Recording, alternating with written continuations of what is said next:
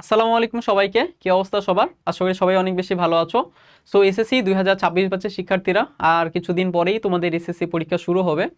So physics নিয়ে অনেক বেশি ভয় করছে অনেকেরই হয়তোবা, অনেকেই হয়তোবা একটু চিলে আছো যে না ফিজিক্স তো পারি, অসুবিধা নাই। বাট অনেকেরই ভয়ের একটা নাম, সেটা হচ্ছে ফিজিক্স।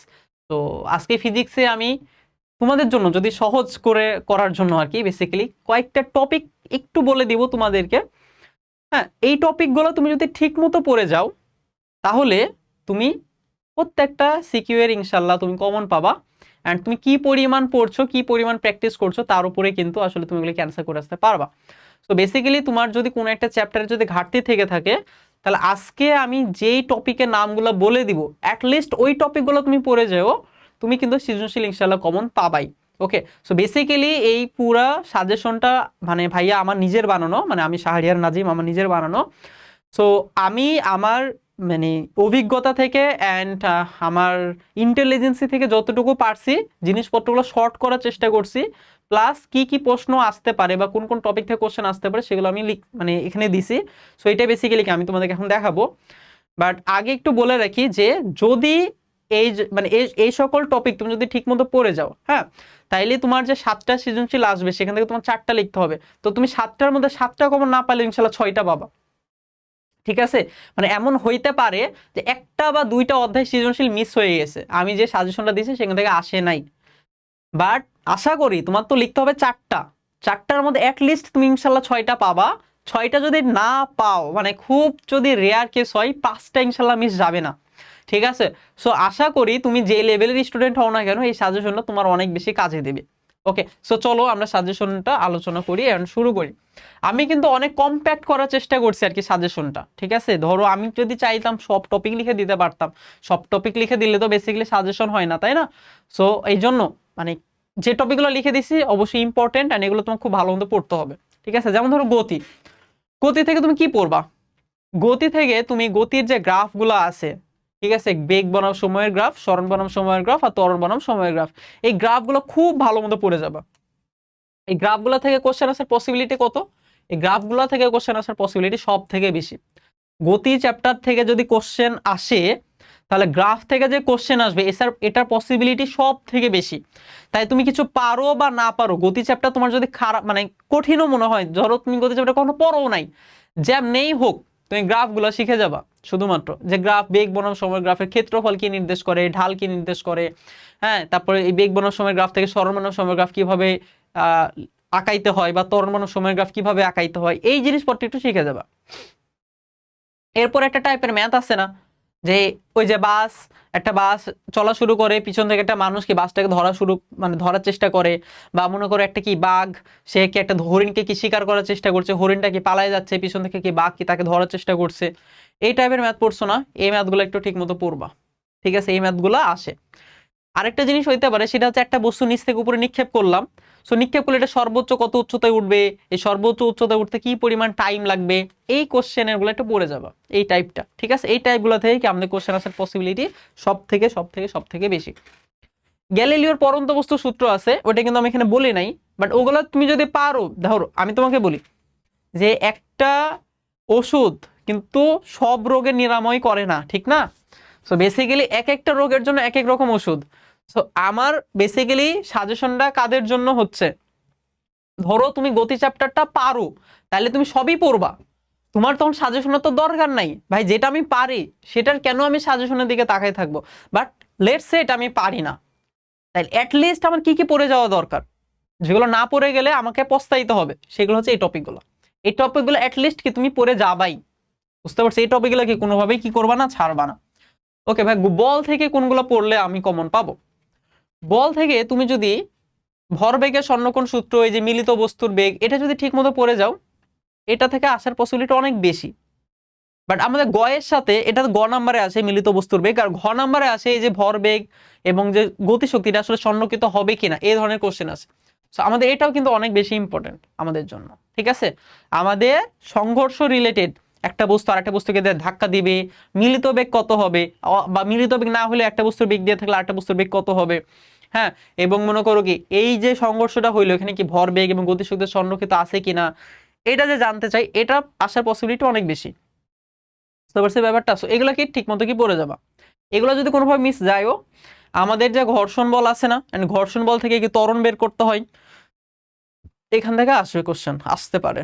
ঠিক আছে, যে আমাদের যে সূত্র আছে এফ, এফ সমান কত মিউ আর, তাই না ভাই, মিউ এম জি তোমরা হয়তো পড়ে আসছো। তাই এখান থেকে ত্বরণ বের করতে হয়, যে এফ মাইনাস ঘর্ষণ বল না, প্রযুক্ত বল মাইনাস ঘর্ষণ বল সমান কি ভর ইন্টু ত্বরণ, তো ত্বরণ বের করবা। আবার ত্বরণ যদি তুমি বের করে ফেলতে পারো তাহলে আবার গতি সমীকরণগুলো আবার ইউজ করা যায়, ভি সমান ইউ প্লাস এটি, এ সমান ইউটি প্লাস হাফ এটি স্কোয়ার, ভি স্কোয়ার সমান স্কোয়ার প্লাস টু এস। এই জিনিসপত্র রিলেটেড কি কিছু কোশ্চেন আসলেও আসতে পারে, বাট তুমি সব থেকে গুরুত্ব দিয়ে পড়বে এই টপিকগুলো। এই টপিক দুটো শেষ হওয়ার পর এটা পড়বে, অ্যান্ড মহাকর্ষ বল এবং ত্বরণ থেকে কেমন কোশ্চেন আসে, এটা কিন্তু ইম্পর্টেন্ট। ঠিক আছে, সেগুলো যদি 10 স্টার হয়, এটা যদি 5 স্টার হয়, এটা কিন্তু অ্যাটলিস্ট কত 4 স্টার হবে। এটা কিন্তু আমাদের জন্য ইম্পর্টেন্ট। মহাকর্ষ বল থেকে আমাদের বিগত বেশ কয়েকবার অনেক অনেকগুলো কোশ্চেন আসছে। তোমার কাজ হচ্ছে ওই কোশ্চেনগুলো একটু ভালো মতো পড়ে যাওয়া। ঠিক আছে, তাহলে আশা করি যে এই টপিক থেকে এগুলো আসবে। আরো কিছু টপিক আছে, যেমন ধরো ওই যে তোমরা হয়তো সুতার টান পড়ে আসছো বা কপি কল কিছু পড়ছো, তাই না, এইগুলা থেকে কোশ্চেন আসার পসিবিলিটি খুবই কম। সো তুমি যদি এগুলো অলরেডি পারো, তুমি যদি এমন স্টুডেন্ট হয়ে থাকো যে হ্যাঁ তুমি পারো এগুলা, তো পড়বা, রিভিশন দিতে থাকবা। বাট তুমি যদি না পারো, এগুলোকে নতুন করে পড়ার দরকার নেই। আমি যে টপিকগুলো বললাম শুধুমাত্র এই টপিকগুলো ঠিক মতো পড়লেই হবে। ওকে, কাজ শক্তি ও ক্ষমতা চ্যাপ্টার থেকে কি কি কোশ্চেন আসে ভাই? কাজ শক্তি ক্ষমতা থেকে পরন্ত বস্তু যে শক্তি নিত্যতা সূত্র থেকে যে কোশ্চেন আসবে, এটা পসিবিলিটি অনেক অনেক অনেক বেশি।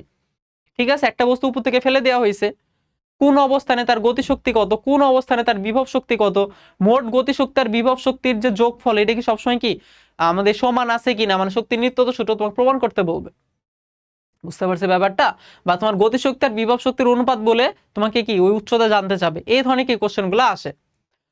স্প্রিং এর বিভব শক্তি থেকে বিগত অনেকবার কোশ্চেন আসছে।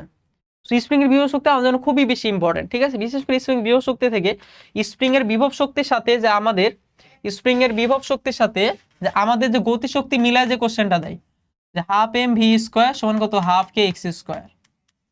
ঠিক না, যে একটা বস্তু সেটাকে একটা বেগে গিয়ে একটা স্প্রিং এ গিয়ে আঘাত করে, একটা এরকম কি স্প্রিং এ গিয়ে আঘাত করে, তো কতটুকু সংকুচিত হবে। ঠিক না, এটা যদি না আসে তাহলে একটা বস্তু উপর থেকে পড়বে, এখানে একটা স্প্রিং থাকবে, তো যে উপর থেকে পড়বে সে উচ্চতা দেওয়া থাকবে এইচ, তাহলে এম জি এইচ সমান কত হবে half K x square, M G H সমান কত হবে হাফ কে এক্স স্কোয়ার। এই জায়গাগুলো থেকে কোশ্চেন আসে।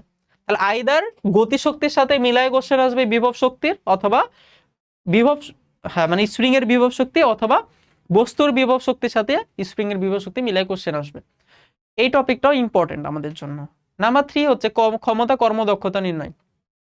ঠিক আছে, কোন সূত্র থেকে, যে পি সমান কত এম জি এইচ বাই 2 একটা সূত্র আছে না, এই সূত্র থেকে খুব ভালো মতো পড়বা। এখান থেকে কেমন কোশ্চেন আছে, যে একটা মানুষ একটা বস্তুকে উপর দিকে নিয়ে গেল, ঠিক আছে, ধরো 50 মিটার নিয়ে গেছে, সময় দেওয়া আছে, তাহলে তার ক্ষমতা বের করো।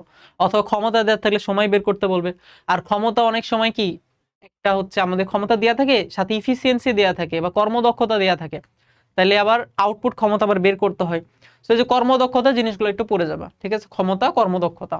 ঠিক আছে, তাইলে আশা করি ইনশাল্লাহ এই জায়গা থেকে এই কোশ্চেন তুমি কমন পাবা। তরঙ্গ থেকে কমন পাওয়া সব থেকে সহজ, তরঙ্গ চ্যাপ্টার থেকে প্রশ্ন কমন পাওয়া সব থেকে সহজ। যেমন তরঙ্গ থেকে তুমি যদি প্রতিধ্বনি শোনা যাবে কি না, আর একটা তাপমাত্রা দেওয়া থাকলে শব্দের বেগ নির্ণয় করা, এটা যদি ঠিক মতো পড়ে যাও, 90% শিওর তোমার এই জায়গা থেকে কোশ্চেন আসবে। ঠিক আছে, যে আমাদের শব্দের বেগ বের করা আর প্রতিধ্বনি শোনা যাবে কিনা। সো প্রতিধ্বনি শোনা যাবে কিনা এটা কিন্তু কয়েকটা টাইপ আছে। হ্যাঁ, যে যেমন আমি উৎস থেকে, মানে প্রতিফলক থেকে উৎস একটা জায়গায় স্থির আছে, আবার শব্দ করার পরে কি প্রতিফলক থেকে দিকে গেছে, বা শব্দ করার পরে কি প্রতিফলক থেকে বিপরীত দিকে গেছে, এরকম কি কয়েকটা টাইপের কোশ্চেন আছে। এই টাইপগুলো ঠিক মতো পড়ে যাবা। এখান থেকে যদি কোনোভাবে কোশ্চেন মিস যায়, তাহলে এখানে কোশ্চেন আসবে ভিজুয়াল এফ ল্যামডা যে সূত্র, যে ম্যাথগুলো আসে না এখান থেকে। সো এটা ধরো চিত্র থেকে, হ্যাঁ চিত্র দিয়ে বা কিছু একটা দিয়ে হয়তো বা তোমার মানে দেয়া থাকবে, তরঙ্গ দৈর্ঘ্য দেয়া থাকবে, আর হয়তো বা তোমাকে শব্দের বেগ বের করতে বলবে, বা কম্পাঙ্ক বের করতে বলবে, বা কিছু একটা বের করতে বলবে। হ্যাঁ, so basically visual F lambda যে সূত্রটা, একটু এদিক সেদিক দিয়ে আসতে পারে। আচ্ছা, এরপর আলোর প্রতিফলন থেকে তোমার কাজ হচ্ছে এই যে বিভিন্ন অবস্থানে যে চিত্রগুলো হয়, ঠিক আছে, একটা দর্পণের সামনে, অবতল দর্পণের সামনে বিভিন্ন অবস্থানে যে চিত্রগুলো হয়, এই চিত্রগুলো খুব ভালো মতো শিখে যাওয়া। হ্যাঁ, যে ফোকাসের বাইরে রাখলে কি হয়, ফোকাসে রাখলে কি হয়, বক্রতার কেন্দ্রের বাইরে রাখলে কি হয়, বক্রতার কেন্দ্র ফোকাসের মাঝখানে রাখলে কি হয়, ফোকাসের আরো ভিতরে রাখলে কি হয়, এই 5টা অবস্থান তোমার ঠিক মতো তুমি পড়ে যাবা। আশা করা যায় এই 5টা অবস্থান তুমি ঠিক মতো পড়ো, এখান থেকে তোমার কোশ্চেন আসার পসিবিলিটি অনেক বেশি। যদি কোনোভাবে মিস যায়, এই যে একটা সূত্র আছে না 1/u + 1/v = 1/f, এই সূত্র থেকে তোমার কোশ্চেন আসতে পারে। বস্তুর দূরত্ব, বিম্বের দূরত্ব কিছু একটা দেওয়া থাকবে, আর এটা কি জানতে চাই। হুম। আর বিবর্ধন থেকে কোশ্চেন আসে, বিবর্ধন থেকে কোশ্চেন আসে, ঠিক আছে। সো বেসিক্যালি আমার এই জিনিসটা আর এটা কি আমাদের মিলাই দিতে পারে, যদি আমাদের চিত্র থেকে না দেয় এই জিনিসটাকে মিলাই দিতে পারে, বা এটার সাথেও কি এটাকে অনেক সময় কি মিলাই দেয়, ঠিক আছে। হয়তো গ নাম্বারে চিত্র বের করতে বলছে, ঘ নাম্বারে বিবর্ধন বের করতে বলছে, বা গ নাম্বারে বিবর্ধন বের করতে বলছে, ঘ নাম্বারে কি তোমার একটা চিত্র আঁকাইতে বলছে, এরকম কি মিলাই দিবে, ঠিক আছে। সো বেসিক্যালি তোমাকে কি এই প্রত্যেকটা জিনিস কিন্তু ঠিকমতো পড়া লাগবে। ওকে, লাস্ট যে চ্যাপ্টারটা সেটা হচ্ছে স্থির তড়িৎ। স্থির তড়িৎ থেকে আমাদের বেশ অনেকগুলো টপিক তো মনে হইতে পারে যে ভাই অনেকগুলো টপিক, বাট আমি কিন্তু এখানে তোমাকে জন্য সহজ করছি। হ্যাঁ, সহজ করে দিছি কোন টাইপটা পড়বা। যেমন কুলম্ব বলের যে কোনো প্রশ্ন আমাদের আসতে পারে, কুলম্ব বল থেকে কোনো সাজেশন নাই, কুলম্ব বলে একটাই সূত্র আছে, কুলম্ব বল থেকে যদি আসে তাহলে আশা করি তুমি পারবা। আরেকটা ম্যাথ আসে, এই ম্যাথটা হচ্ছে দুইটা আধানকে স্পর্শকরণের ফলে বল কত হবে।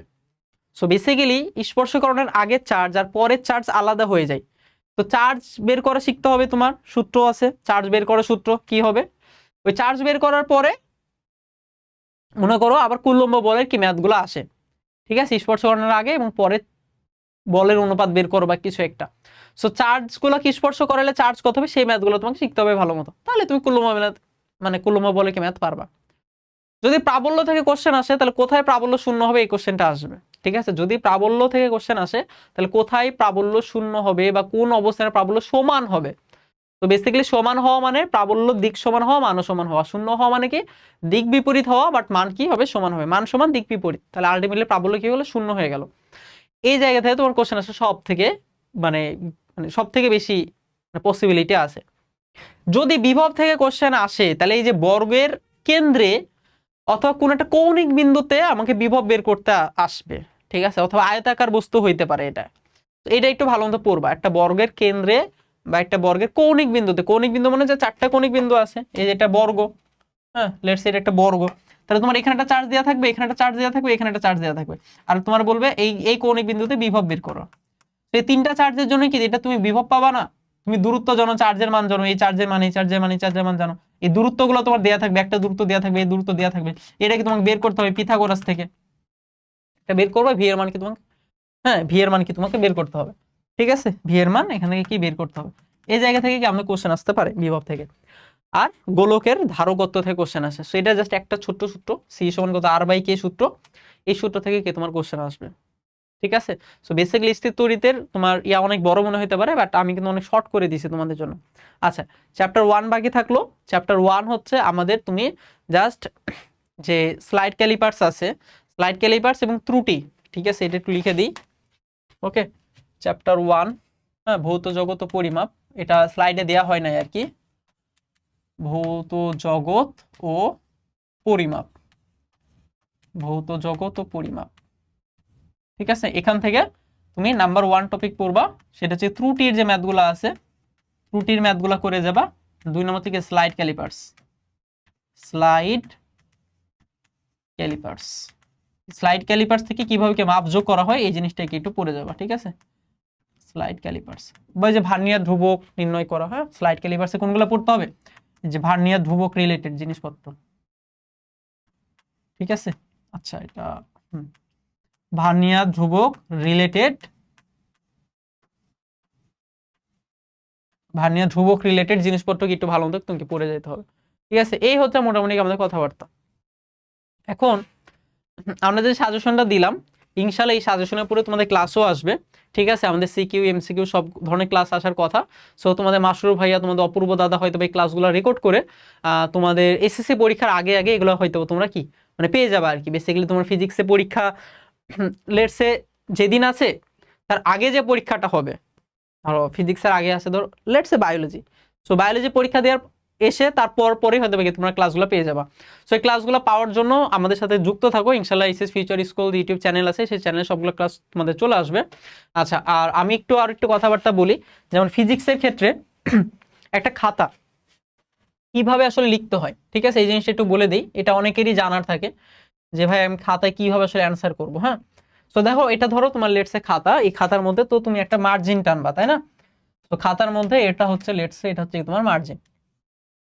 ওকে, অনেকে মার্জিন না টেনে অনেকে ভাঁজ করে, সো ভাঁজ করলেও বেসিক্যালি কোনো খুব একটা সমস্যা নাই, অনেকে এটাকে সমস্যা মনে করে, বাট এগুলো আসলে খুব বেশি ম্যাটার করে না, ঠিক আছে, এগুলো খুব বেশি ম্যাটার করে না। ওকে, সো তুমি সাপোজ এটাকে তুমি মার্জিন টানছো, মার্জিন টানার পরে তো তুমি এখানে অ্যান্সার করা ট্রাই করবা, ঠিক না? তো তুমি লিখলা যে 1 নং প্রশ্নের উত্তর, হ্যাঁ 1 নং প্রশ্নের উত্তর। ওকে, 1 নং প্রশ্নের উত্তর। এরপর তুমি হয়তো ক নাম্বার লিখলা, ক নাম্বার কি তোমার তো এক লাইন এতটুকু, 2 লাইনের মধ্যে হয়ে যাবার কথা, একটা জাস্ট সংজ্ঞা আসবে, তাই না, একটা সংজ্ঞা আসবে। আচ্ছা, তারপর কি তুমি খ নাম্বার লিখবা, হ্যাঁ খ নাম্বার তুমি প্রথমে যে জিনিসটা জানতে চাবে সেই জিনিসটা সংজ্ঞা লিখে দিবা, সেই জিনিসটা সংজ্ঞা লিখবা, এরপরে সেটাকে আবার একটু কি ব্যাখ্যা করবা, সেটা কি করবা আবার একটু ব্যাখ্যা করবা, ঠিক আছে, একটা সংজ্ঞা লিখে দিবা। ধরো তোমার জানতে চাইছে যে ঘর্ষণ বল প্রয়োজনীয় উপদ্রব কেন, অর্থাৎ এটা আমাদের প্রয়োজন বাট এটা আমাদের ক্ষতি করে কেন। তো বেসিক্যালি ঘর্ষণ বলের সংজ্ঞাটা ফার্স্টে দিবা, বা ঘর্ষণ বল কোন দিকে কাজ করে। সো ঘর্ষণ বল কি, তুমি লিখবা যে ঘর্ষণ বল কি আমাদের সবসময় আপেক্ষিক গতির বিপরীতে কাজ করে, হ্যাঁ তারপরে তুমি আস্তে আস্তে ইয়াতে আসবা ওইটা অ্যান্সারে, যে ঘর্ষণ বল যদি না থাকে তাহলে কি আমাদের কোনো কোনো কিছু স্থির হইতে পারবে না, তাই না, গাড়ি ব্রেক করলেও কি সেটা স্থির হইতে পারবে না ঘর্ষণ যদি না থাকে। আবার ঘর্ষণের কারণে কিন্তু টায়ারের ক্ষতি হয়, আমাদের শক্তি লস হয়, তো এটাকে একই সাথে আমাদের প্রয়োজন আবার কি একই সাথে কি আমাদের ক্ষতি করছে, যেন কি প্রয়োজনও পড়বে, এইভাবে লিখে গেলো। হ্যাঁ, এখন গড় ঘ নাম্বার কোশ্চেনে আসার পরে, ঠিক আছে, সো তুমি বেসিক্যালি যখন গ নাম্বারে অ্যান্সার করবা অবশ্যই অবশ্যই মেক শিওর কইরো যে তুমি এক পাশে সব ডাটাগুলো সুন্দরভাবে লিখছো।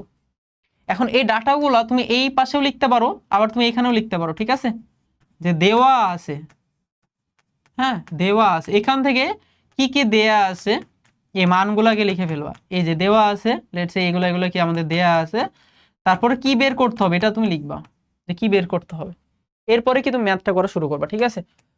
সো বেসিক্যালি আমি এটাকে আরেকটু কপি করে রাখি। আচ্ছা, আমি তোমাকে দেখাচ্ছি। ওকে, তো এটা এটা লেটস সে হচ্ছে কি তার পরের পেজটা, হ্যাঁ এটা ধরো আমি দেখাচ্ছি, এটা ধরো পরের পেজটা, সো আমার এইটা আমি মিশাই দেই। আচ্ছা, সো এই যে, আচ্ছা আমি এটা মিশাই দিচ্ছি, আমি নতুন করে লিখি না। সো ধরো গ নাম্বার কোশ্চেন তুমি লিখছো, গ নাম্বার কোশ্চেন দেওয়া আছে, দেওয়া আছে, দেওয়া আছে লিখার পরে তোমার যেটা যেটা দেয়া আছে এই মানগুলা সুন্দরভাবে একক সহ লিখবা, একক সহ লিখবা। মনে করো কোনো কিছু হচ্ছে আমাদের কিলোমিটার পার আওয়ারে দেয়া আছে, বাট সেটা কি আমার দরকার মিটার পার সেকেন্ডে, সো এটাও এখানে স্পষ্টভাবে তুমি বের করে দেখাবা যে তুমি এটা কি কিভাবে বের করছো, ঠিক আছে, তুমি কিভাবে বের করছো এটা কি তুমি দেখাই দিবা। হ্যাঁ, এরপরে তোমার যেটা লাগবে সেটা মান কি তুমি লিখবা, ঠিক আছে, এরপরে তুমি সূত্রতে আসবা, যে আমরা জানি, সূত্রে আসবা আমরা জানি, হ্যাঁ এরপরে a physical two M A, হ্যাঁ বা মনে করো ফার্স্টে আমার এই সূত্রটি ইউজ করতেই হবে না, ফার্স্টে হয়তো বা আমার এ বের করতে হবে, তো আমরা জানি কত ভি সমান ইউ প্লাস এ টি, ঠিক আছে, এখান থেকে এ বের করবা, একক সহ লিখবা, একক সহ লিখবা, তারপর আবার, ঠিক আছে, আবার বা কিছু একটা লিখবা, ঠিক আছে, আবার বা কিছু একটা লিখবা, লেখার পর এ ফিজিক্যাল কত এম এ, এখান থেকে কি তুমি এটা বের করে অবশ্যই কি একক সহ এটাকে অ্যান্সার লিখবা, ঠিক আছে, এইভাবে তুমি যদি লিখতে থাকো তাহলে ইনশাল্লাহ তুমি ফুল মার্কস পাবা। অনেকেই পাশে আমরা এই জিনিসগুলো লিখতে পছন্দ করি, একটা দাগ দিয়ে পাশে ওইটা লিখলেও কোনো সমস্যা নাই, কোনো সমস্যা নাই, ঠিক আছে। তো যেভাবে লিখো না কেন ইনশাল্লাহ তোমার যদি ম্যাথ ঠিক থাকে তাহলে তুমি ফুল মার্কস পাবা। আরো ভালো হয় তুমি যদি একটা চিত্র আঁকাই দিতে পারো, লেটস সে আমার যেটা আসছে সেটা একটা কি চিত্র যদি আমি আঁকাইতে পারি তাহলে এটা কিন্তু আরো ভালো হয়, ঠিক আছে। ধরো আমি যদি মার্জিনটা একটু ছোট করে দেই, আচ্ছা, হ্যাঁ, তো ধরো আমার এইখানে, আচ্ছা এইখানে কিছুটা সমস্যা হচ্ছে, ওকে, এইখানে লেটসে আমি যে ম্যাথ যখন করা শুরু করছি আমি প্রথমে একটা চিত্র আঁকাই দিছি, এইরকম কিছু একটা চিত্র আছে, হ্যাঁ, এখানে আমি বোঝাই দিচ্ছি যে একটা বস্তু আছে, হ্যাঁ বস্তুটিকে সামনের দিকে যাচ্ছে, হ্যাঁ এরকম কি একটা চিত্র কিছু একটা এখানে সরণ দেয়া আছে বা কিছু একটা দেয়া আছে, একটা চিত্র আঁকাই দিলাম, এটা কিন্তু আরো ভালো, হ্যাঁ এটা কি আরো ভালো, বাট এটা যে তোমার আঁকাইতে হবে মাস্ট ব্যাপারটা এমন না, আঁকাইতে পারলে ভালো, না বলে সমস্যা নেই, হ্যাঁ, বাট যদি পারো, ধরো তুমি এই জিনিসটা তবে রাফে আঁকাচ্ছ বাট মূল খাতায় আঁকাচ্ছ না, এরকম করো না। যদি তুমি আঁকাইতে পারো তাহলে মূল খাতাতেই আঁকাইও, এক পাশে আঁকাইও দরকার হইলে, সমস্যা নেই। ঠিক আছে, এটা স্যার বুঝবে যে তুমি জিনিসটা আর কি আরো বুঝে বুঝে করছো। হ্যাঁ, বেসিক্যালি স্যার তোমার খাতা চেক করবে, স্যার তোমার শত্রু না, স্যার তোমাকে চিনেও না, ঠিক না? সো স্যারদের ইন্টেনশনই থাকে যে কেউ যদি ভালো হয় তাহলে অবশ্যই কি তাকে ভালো মার্কস দেওয়ার। ঠিক আছে, স্যাররা কিন্তু মানে কখনোই চাবে না যে তুমি একটা জিনিস বুঝছো বাট তোমার খাতা একটু মনে করো এই চিত্র কেন আঁকাই সেজন্য তো মার্কস কেটে দিল, এরকম হবে না, বরঞ্চ আঁকালে আরো ভালো। বুঝতে পারছো ব্যাপারটা? আচ্ছা, সো মোটামুটি আমি হয়তোবা একটা ভালো আইডিয়া তোমার দিতে পারছি যে তোমার কি কি পড়তে হবে, কি কি তোমার না পড়লেও হয়তোবা খুব বেশি সমস্যা হবে না। বাট আমি আবার বলি যে একটা ওষুধ সব রোগের আসলে নিরাময় হয় না। সো আমার একটা সাজেশন পুরা বাংলাদেশের স্টুডেন্টের জন্য প্রযোজ্য হবে না। তুমি তোমার নিজের ক্যাটাগরি বুঝে বা নিজের অবস্থা বুঝে একটু মেধা খাটিয়ে কিন্তু কাজ করো।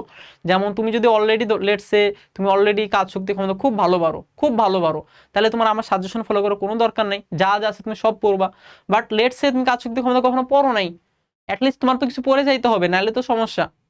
সো এই সাজেশনগুলো ফলো করবা, এই জিনিসগুলো পড়লে আশা করি যেটা বললাম যে 7টা সৃজনশীল আসবে, তো 7টার মধ্যে ইনশাল্লাহ তুমি 6টা পাবা। ঠিক আছে, 6টা না হলেও 5টা পাবাই। সো তোমার লিখতে হবে 4টা, সো তুমি যদি 5টাও পাও সমস্যা তো হওয়ার কথা না, ঠিক না? এর জন্য আমি সাজেশন একটু শর্ট করা ট্রাই করছি।